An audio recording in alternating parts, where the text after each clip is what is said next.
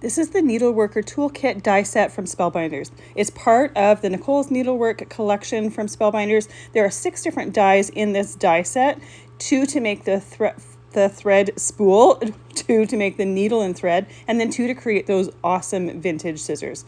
These look fantastic die cut in metallic paper to create a realistic looking pair of scissors, and you can customize how open or closed you want those scissors to be. They look fantastic on cards created with the rest of the Nichol's Needlework collection.